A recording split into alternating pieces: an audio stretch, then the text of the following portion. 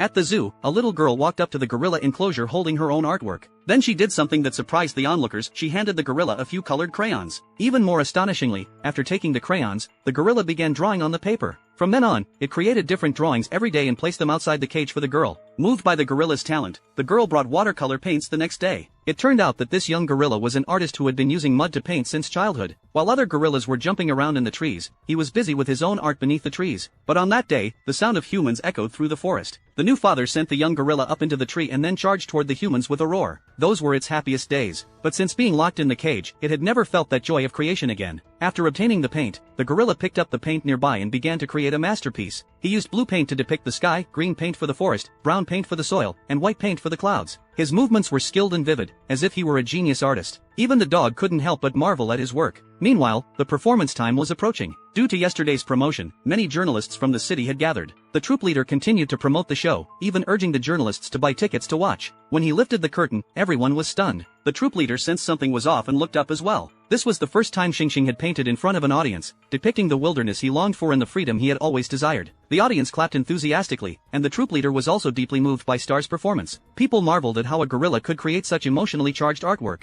The local TV station reported on the story, and the gorilla's artwork and plight touched countless viewers. People spontaneously organized protests, demanding freedom for it. The zoo director was forced to come to the cage, but he froze when he saw the gorilla's eyes. He trembled as he pulled out an old photo. It was a young him with a baby gorilla. After years of treating animals as tools for profit, he finally had a change of heart. Under public pressure, the gorilla was returned to the forest. Surrounded by its own kind and familiar surroundings, it finally achieved true freedom.